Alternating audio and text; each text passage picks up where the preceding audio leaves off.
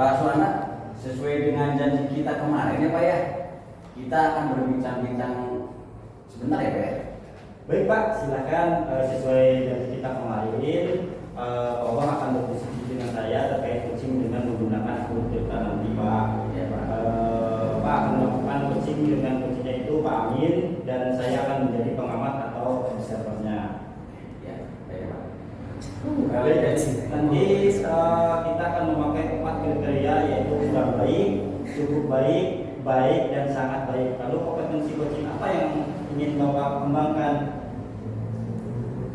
Jadi untuk kompetensi coaching yang ingin saya kembangkan adalah ya itu memberikan kehadiran penuh ya Pak ya, memberikan kehadiran penuh, menjadi pendengar yang aktif dan juga pertanyaan yang sangat berbobot ya Pak ya. Baik, dari ketiga kompetensi tersebut secara spesifik mana kompetensi yang akan Bapak terapkan? Ya Pak, yang ingin saya kembangkan itu secara spesifik adalah memberikan pertanyaan yang berbobot supaya saya bisa menggali potensi dari coaching.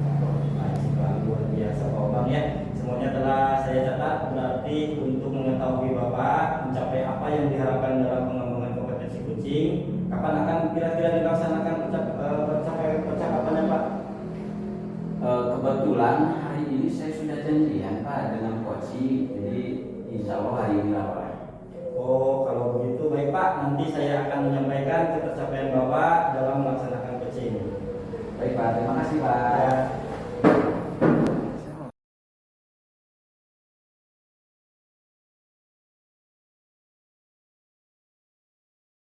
Assalamualaikum. Waalaikumsalam Pak Min. Gimana kabarnya Pak Min? Alhamdulillah baik. Bapak gimana kabarnya?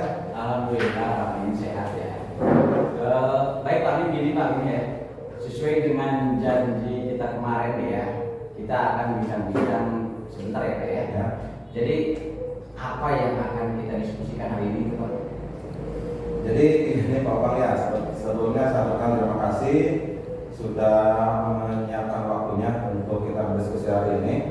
Jadi begini, akhir-akhir ini saya rasakan kalau murid-murid saya di kelas itu yang saya ajar ya, jadi mereka itu seolah-olah kurang antusias ya dalam menerima pembelajaran dari saya, sehingga saya perhatikan pembelajaran itu seperti menopang, jadi nggak ada inovasinya lah gitu.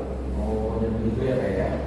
Jadi sekarang menurut Bapak apa yang Bapak harapkan dari obrolan kita hari ini Pak? Jadi dari obrolan hari ini saya mengharapkan solusi atau jalan keluar dari Bapak atas permasalahan yang saya rasakan hari ini. Itu bagaimana saya ingin memunculkan kembali antusiasme murid-murid terhadap pembelajaran. Seperti itu Pak. Oke.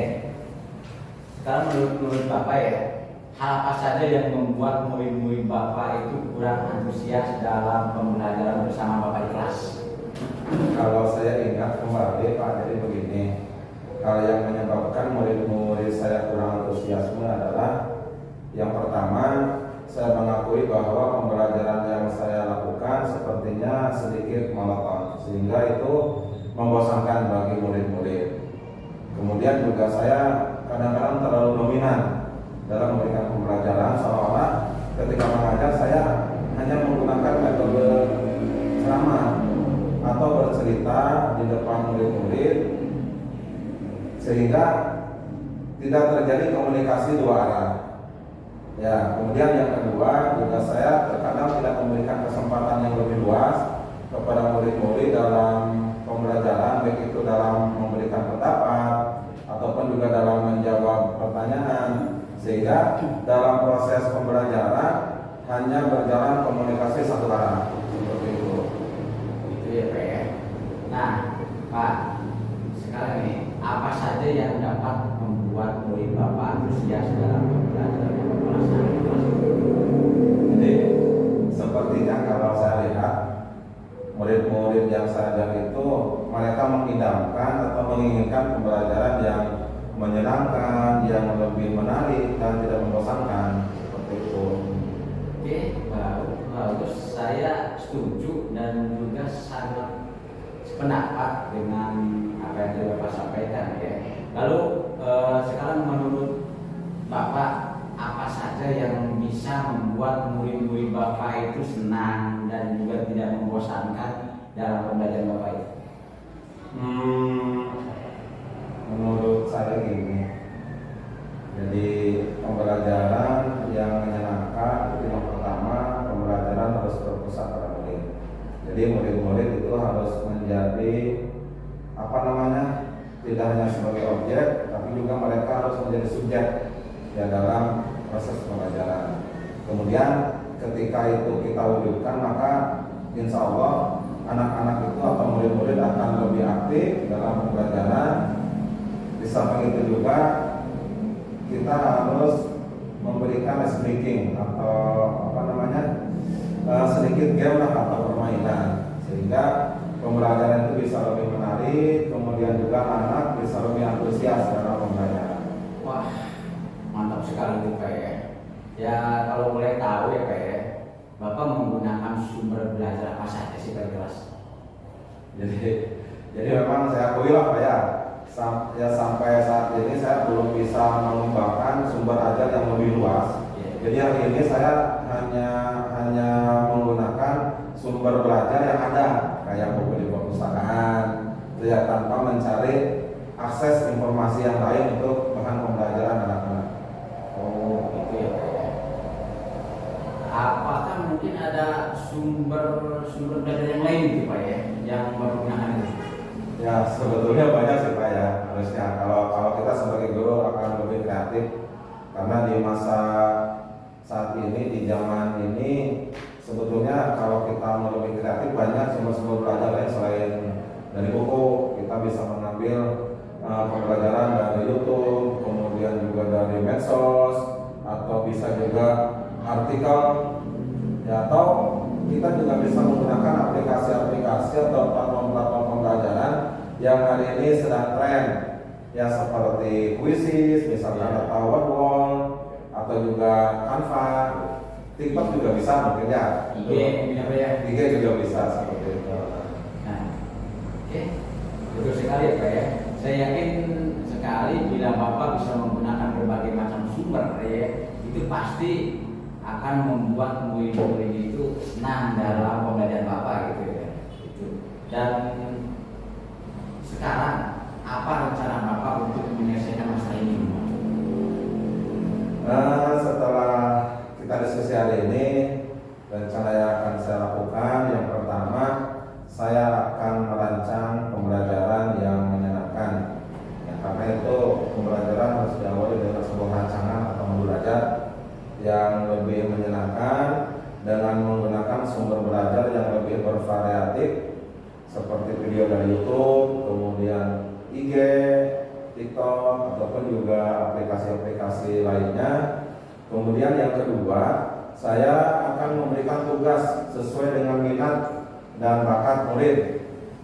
Istilahnya, ke depan saya akan mencoba pembelajaran yang berdiferensiasi, sehingga murid-murid tidak terkesan dipaksa, ya, tetapi memang diharapkan mereka itu dapat mengerjakan tugasnya secara optimal.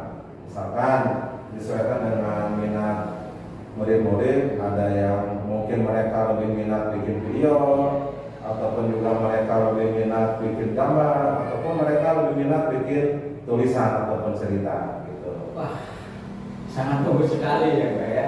Mudah-mudahan apa yang direncanakan Bapak itu berhasil ya Pak ya. Amin, amin. Dan sekarang kemudian ini ya Pak ya, apa komitmen Bapak ya terhadap rencana Bapak ini? Saya insya Allah akan selalu berikhtiar untuk memegang komitmen untuk selalu membuat rencana pembelajaran yang menyenangkan dengan menggunakan banyak sumber belajar sebagai bentuk eksplorasi terhadap materi, sehingga murid-murid saya dapat menjalankan merdeka belajar tanpa hanya terpaku terhadap satu sumber belajar. Kemudian juga saya akan membuat murid-murid saya merasa senang, merasa nyaman di kelas, sehingga mereka dapat mengikuti pembelajaran dengan baik. Kemudian mereka dapat minat dan bakat mereka.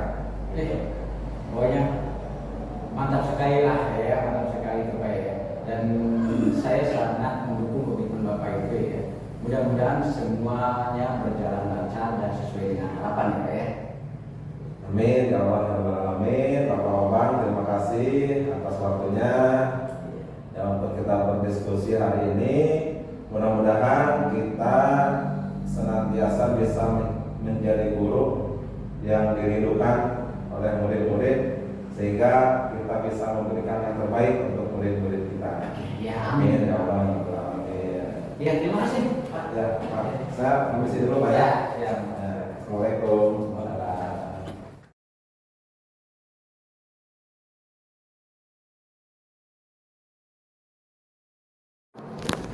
Baik Pak Obang. Pak Obang kan tadi sudah melaksanakan coaching. Bagaimana hasilnya Pak Obang?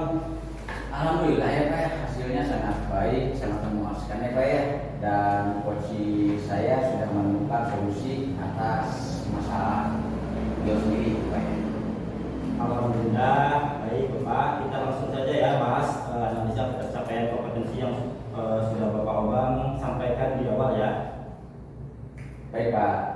Apa yang sudah Bapak lakukan untuk mencapai pencapaian indikator yang sudah disebutkan tadi Pak Obang? Tadi saya sudah memberikan kehadiran penuh ya Pak ya terhadap coaching pada saat coaching tadi. Dan juga kemudian saya menjadi pendengar yang aktif dengan menatap dan fokus kepada coaching dan juga memberikan pertanyaan yang berbobot untuk menggali potensi dari coaching itu. Baik Pak, setelah saya observasi memang Pak Obang ini sudah melakukan coaching dengan baik. Ya Pak, terima kasih Pak. Dan saya sudah menyampaikan penilaian saya selama coaching tadi. Baik Pak Obang, selanjutnya apa langkah Bapak untuk mengembangkan kompetensi memberikan pertanyaan-pertanyaan berbobot? Ya Pak, nanti saya akan melaksanakan refleksi diri terlebih dahulu Pak. Dan kekurangan apa yang ada pada diri saya, kemudian saya akan memperbaiki hal tersebut dengan mencari referensi dari sumber yang lain. Oke baik Pak, jadi kapan kira-kira rencananya Pak akan mencari referensi tersebut? Sesegera mungkin saya akan laksanakan Pak. Baik, nanti kita akan bertemu lagi ya untuk progres perkembangan Bapak. Baik Pak, saya berterima kasih Bapak atas waktunya. Sama-sama ya Pak ya.